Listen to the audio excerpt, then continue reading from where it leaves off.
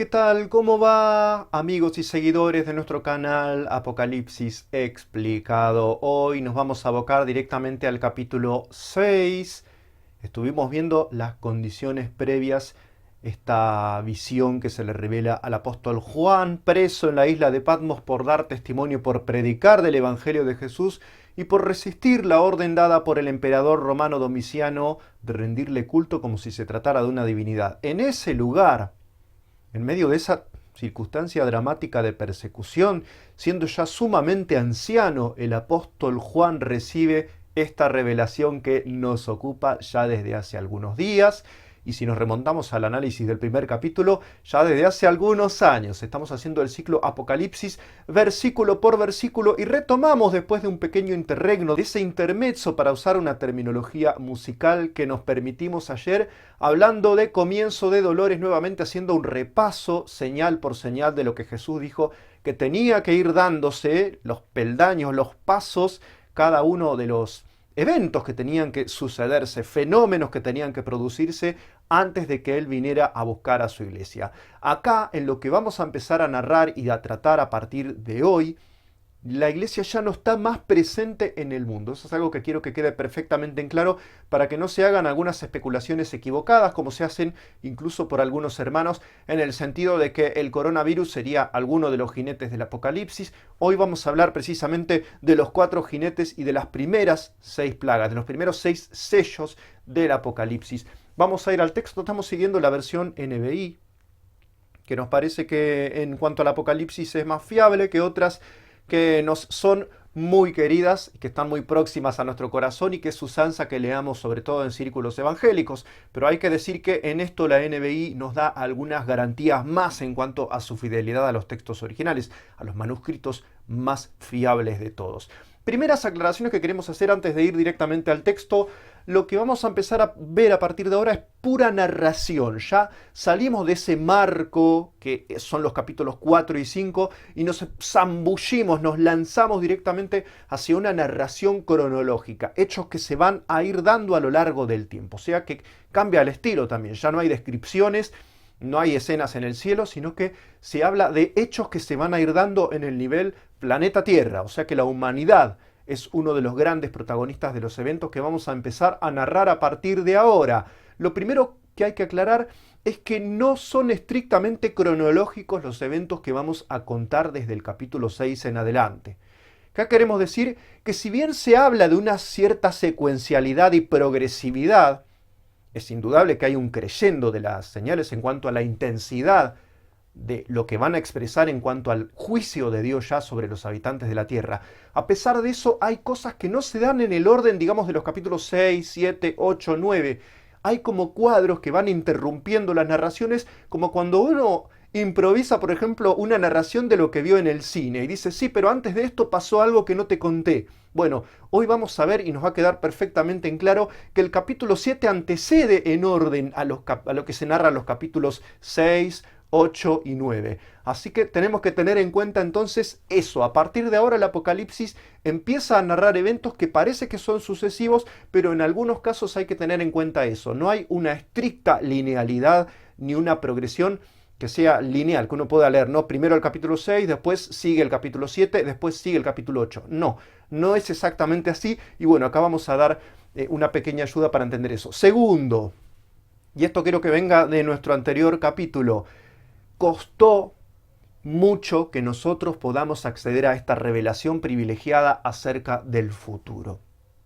Estos 7 sellos que van a empezar a romperse ante nosotros son una revelación de juicios que van a venir sobre la tierra y por eso, para romper esos 7 sellos, Jesucristo, el león de Judá, tuvo que transformarse en el cordero inmolado. Todo esto lo vimos en los capítulos anteriores, para que sepamos que esta es una revelación sumamente preciosa y que somos enormemente agraciados y privilegiados en poder acceder a esto que Dios tiene para contarnos.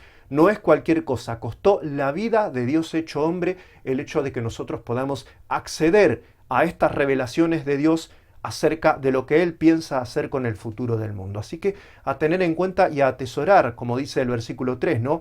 Bienaventurado el que lee, bienaventurado los que oyen las palabras de la profecía de este libro, porque el tiempo está cerca y nosotros damos fe que está muy, pero muy cerca.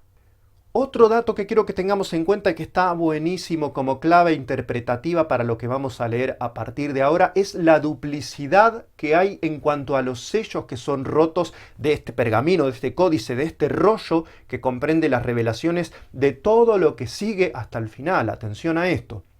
Porque vas a ver que el último de los 7 sellos incluye las 7 trompetas y la última de las 7 trompetas incluye las 7 copas. Acá más o menos se expresa un poquitito en formato visual en la pizarrita, por eso la usamos, porque las ayudas visuales nos ayudan un poco a tener una intuición de lo que Dios se propuso al comunicarnos en este formato. 7, 7, 7. 7 es el número de la perfección, es el número de Dios. Esto es algo que ya damos por entendido, pero bueno, está bien refrescarlo también para comprender estos pasajes que vamos a ver juntos. Esta duplicidad, decía, entre revelación, cosa que se nos manifiesta de parte de Dios, y al mismo tiempo estos sellos que van siendo rotos por el poder de Jesucristo, expresan una causalidad. O sea que Dios nos revela lo que va a suceder y al mismo tiempo esa revelación produce los eventos. Entonces es la palabra de juicio de parte del Cordero y del que está sentado en el trono. Expresa, muestra y produce estos juicios que vamos a ver juntos a partir de ahora. Tercera y última aclaración, antes ya de lanzarnos directamente a la lectura, que no va a ser demasiado compleja. Hoy no tenemos grandes problemas interpretativos en absoluto. Hoy por lo menos nos vemos libres de tener que estar batallando con manuscritos y con cuestiones sintácticas, gramaticales, de significado, del idioma griego. No, esta vez nos vamos a ver un poco libres de batallar con eso, porque no ofrece mayores dificultades la lectura del libro. Tercera aclaración entonces. La iglesia ya no está en nada de esto. Empezamos a recorrer los 7 años en los que van a transcurrir la mayor parte de las narraciones del Apocalipsis hasta llegar al capítulo 20. Durante estos 7 años la iglesia ya se fue. ¿Y por qué la iglesia ya se fue? Acá de nuevo tenemos una explicación y tenemos una causalidad. Porque la iglesia ya se fue raptada en cuerpo y alma a la presencia de Dios y ya estamos todos nosotros con el Señor arriba en el cielo. Porque la iglesia se fue, estos eventos van a ser posibles y esto va a quedar bien de manifiesto cuando hablemos del primero de los 7 sellos. Así que nosotros ya no estamos acá, que no se diga que el coronavirus es una de las 7 sellos de la ira de Dios, no, nada de eso. Nosotros todavía estamos en el mundo, esto no es la ira de Dios, estos no son los 7 sellos, estamos en comienzo de dolores, esto es para cuando nosotros ya no estemos. Ahora sí vamos a los textos, hechas estas aclaraciones que me parece que son indispensables para que no nos confundamos y para que no nos dejemos extraviar por lecturas quizá bien intencionadas pero mal encaminadas, porque falta una lectura más atenta y una interpretación que se atenga a la totalidad de las escrituras bíblicas. Vi cuando el Cordero rompió el primero de los 7 sellos, el Cordero ya decíamos que es Jesucristo, que pagó con su sangre esta revelación a la que vamos a acceder a partir de ahora. Rompió el primero de los 7 sellos y oí uno de los 4 seres vivientes de esos 4 querubines que aparecen en las visiones de los capítulos 4 y 5 que ya hemos recorrido juntos, que gritaba con voz de trueno: ¡Ven! Miré y apareció un caballo blanco. El jinete llevaba un arco, se le dio una corona y salió como vencedor para seguir venciendo. Sobre este jinete hay 2 hipótesis interpretativas. Una que es la que nosotros pensamos que es absolutamente la segura y otra que yo daría por absolutamente descartada. La que nosotros consideramos que es la segura y a la que hay que atenerse es que este jinete con un caballo blanco es el anticristo. Es el monarca que va a encabezar desde Roma y desde Europa el imperio más grande y poderoso de todos los tiempos. Durante estos 7 años va a presidir el anticristo los destinos del mundo. Va a empezar con un tratado de paz, de eso se habla en Primera de Tesalonicenses capítulo 5. El lema del anticristo va a ser paz y seguridad y acá aparece como un jinete en un caballo blanco. Blanco acá no expresa, ya lo hemos dicho nosotros, esa clave ya la tiramos a los que vienen siguiendo nuestro ciclo, ven que hay una continuidad porque nosotros tenemos una lectura en eso coherente. Blanco significa triunfo y no solamente integridad o santidad. Así que blanco acá aparece con ese sentido que le daban también los romanos. El blanco es el color de los vencedores. el color del que va con la túnica cándida, la túnica blanca, para presentarse y exponerse a los comicios en el foro de Roma. Bueno, blanco significa acá triunfo, y se le da una corona.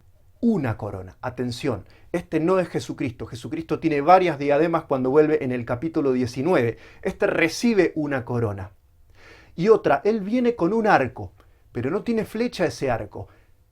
Ese es el símbolo de la civilización romana para expresar paz. Para la mentalidad antigua, paz no significa algo positivo dado por Dios o por el Espíritu Santo, como cuando Jesús dice, la paz os dejo, mi paz os doy. Para un romano, paz era ausencia de conflicto, era la no guerra. O sea que lo que concebían ellos como positivo, como una cualidad presente, existencial, era el conflicto. Y la guerra era la ausencia de conflicto. Un tratado, por ejemplo, representa la paz. Y justamente es eso lo que va a encaramar al anticristo sobre el poder mundial. Un tratado de paz. Así parece, eso es lo que da a entender también el profeta Daniel en el capítulo 9. Así que tengamos en cuenta, entonces viene con un arco sin flecha, símbolo de paz, se le da una corona y sale venciendo y para vencer. Quiere decir que viene en el nombre de la paz, pero va a dedicarse a hacer la guerra y a seguir ganando más y más posiciones de poder sobre el mundo incrédulo. Nosotros ya no estamos acá, los creyentes actuales ya no fuimos con el Señor. Siguiente sello. Cuando el Cordero rompió el segundo sello, oí al segundo ser viviente que gritaba, ven. Cada uno de los querubines da órdenes. Además tengamos en cuenta esto, ¿no? Para los que dicen que pudo ser Jesucristo, el jinete del caballo blanco, con voz de trueno, uno de los querubines le ordena, ven. A Jesucristo nadie le ordena con voz de trueno, ven. Él es el Rey de Reyes y el Señor de Señores. Quiere decir que este jinete del caballo blanco anterior es un ser subalterno, no es el Rey de Reyes. Bueno, cuando el Cordero rompió el segundo sello, oía al segundo ser viviente que gritaba, ven. En eso salió otro caballo de color rojo encendido, bermejo, dicen las traducciones más clásicas. Al jinete se le entregó una gran espada, se le permitió quitar la paz de la tierra y hacer que sus habitantes se mataran unos a otros. Así que ya inmediatamente aparece en escena la ruptura de ese acuerdo de paz. Hay quienes dicen que el primero de los sellos se cumple acá, cuando aparece el anticristo y hace un pacto entre Israel y sus enemigos. No lo tengo tan claro. También podría ubicarse como por acá o por acá ese tratado del anticristo, pero como dicen que va a durar, por lo menos en teoría, 7 años, puede pensarse que el primero de los sellos es acá y el segundo de los sellos acá, porque los primeros 3 años y medio de gobierno del anticristo van a ser justamente que van a ofrecer una sensación de pacificación y de seguridad mundial. Ese va a ser el lema del anticristo, parece un lema conservador, un lema de derechas. Paz y seguridad no es un lema de izquierda, no es un lema progresista, dicho sea de pasada. Entonces, sucede la guerra, entra en escena el conflicto, pero entra con todo. Cuando la iglesia se va, el anticristo propone paz y seguridad, porque va a haber guerras, rumores de guerras y una gran inseguridad. Imagínate que sean quitados de la tierra centenares de millones de creyentes. Imagínate la situación de la gente. Mirá si con un mero virus contagioso que es apenas una gripe más potente que las normales, vemos el estado de conmoción que hay en la gente que no cree. Imagínate cuando sean quitados de la tierra centenares de millones de personas. Ante eso va a haber que hacer aparecer una gran autoridad y acá va a emerger como líder el anticristo, con nosotros ya ausentes de este mundo. Pero acá entra en escena, como decimos, el conflicto. El anticristo rompe su pacto y él mismo inicia una guerra. Un traidor el anticristo. Ya vamos a hablar de su personalidad cuando lleguemos al capítulo 13. Un triple traidor a su raza, a su imperio y a los israelitas, bueno, ya lo dijimos, a la humanidad y a la religión que lo va a encaramar sobre el poder global. Triple traidor. Cuando el Cordero rompió el tercer sello, oí al tercero de los seres vivientes que gritaba, ven.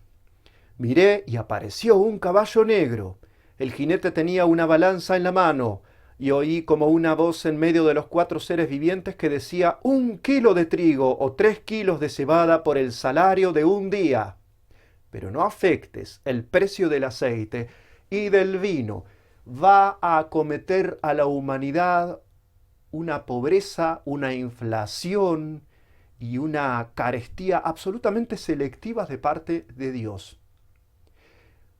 va a afectar solamente a los bienes que son absolutamente necesarios para la vida de los hombres y del ganado. Cebada es lo que se le daba, era para el ganado, no para consumo humano. Una persona va a tener que trabajar durante todo un día para tener el salario, para tener la comida, para comer en el día.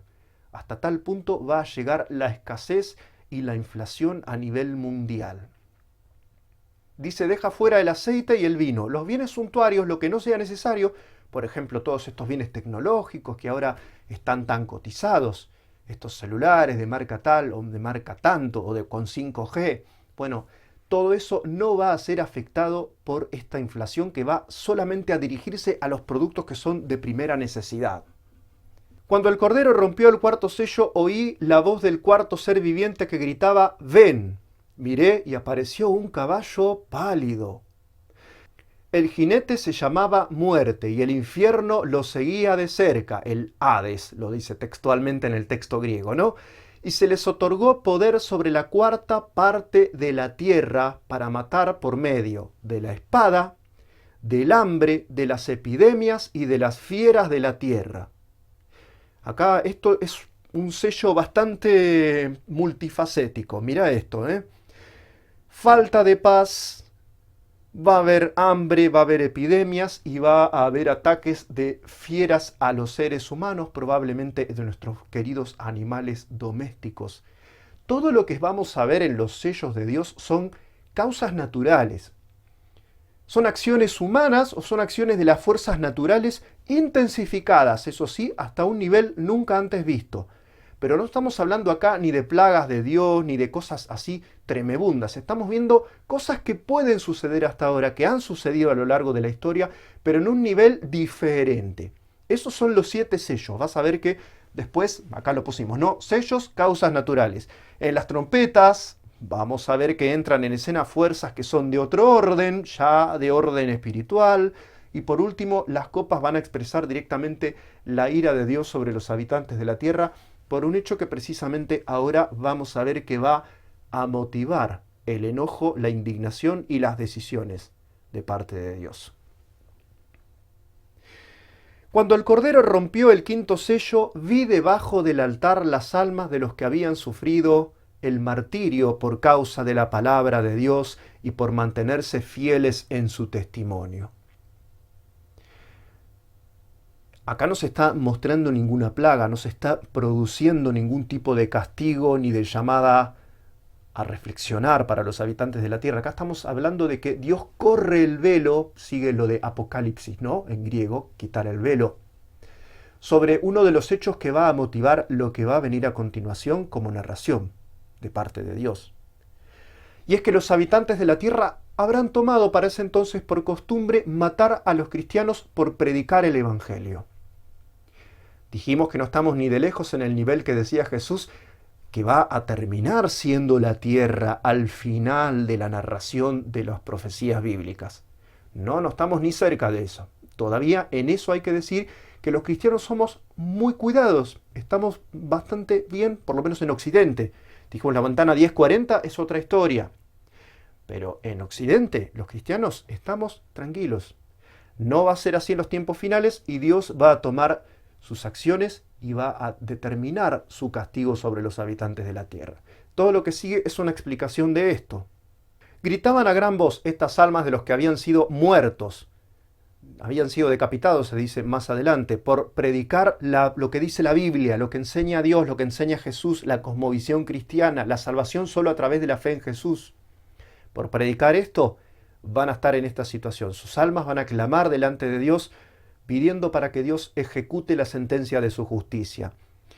¿Hasta cuándo, soberano Señor, santo y verdadero, seguirás sin juzgar a los habitantes de la tierra y sin vengar nuestra muerte? Entonces cada uno de ellos recibió ropas blancas, símbolo de triunfo, ya lo dijimos. En este caso opera como una especie de consuelo, ¿no? Dice, y se les dijo que esperaran todavía un poco más, hasta que se completara el número de sus consiervos y hermanos que iban a sufrir el martirio al igual que ellos. Estas almas de los que habrán sido muertos para este tiempo por haber proclamado la verdad de Dios sin rodeos, sin ambigüedades, sin poner paños fríos, sin querer hacerse los modernos, sin contemporizar con las ideas y la cosmovisión de la época, con el espíritu de los tiempos.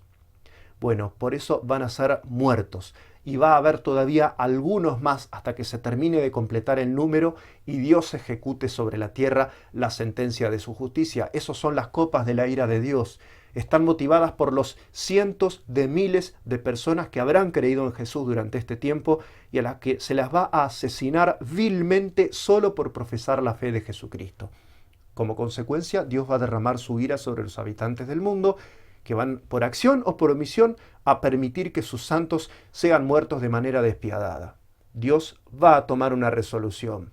Vi que el Cordero rompió el sexto sello y se produjo un gran terremoto. El sol se oscureció como si se hubiera vestido de luto. La luna entera se tornó roja como la sangre y las estrellas del firmamento cayeron sobre la tierra como caen los higos verdes de la higuera sacudida por el vendaval. El firmamento desapareció como cuando se enrolla un pergamino y todas las montañas y las islas fueron removidas de su lugar. Estos son todos los eventos cósmicos que van a señalar la absoluta inminencia del retorno de Jesucristo al final de nuestra narración de 7 años. Por eso decimos la estructura narrativa de las plagas, de los sellos, trompetas y copas, tienen una cierta analogía con las cajas chinas. Es como que los sellos incluyen las trompetas y las trompetas incluyen las copas. Todos estos eventos de conmoción en los astros y en la Tierra, este terremoto nunca antes visto, quizás superior a 10 en la escala de Richter, todo esto va a señalar que Jesús está a punto de regresar y la respuesta de los habitantes de la Tierra, como no podía ser de otro modo, será el terror. Se aterrorizarán. Acá cuenta los recaudos que van a tomar muchos de ellos, los más acaudalados, pero también los más pobres en la medida de lo que puedan hacer. Los reyes de la tierra, los magnates, traduce NBI, brillante. Los jefes militares, los ricos, los poderosos y todos los demás, esclavos y libres, se escondieron en las cuevas y entre las peñas de las montañas. Todos gritaban a las montañas y a las peñas: caigan sobre nosotros y escóndanos de la mirada del que está sentado en el trono y de la ira del Cordero, porque ha llegado el gran día del castigo. ¿Quién podrá mantenerse en pie?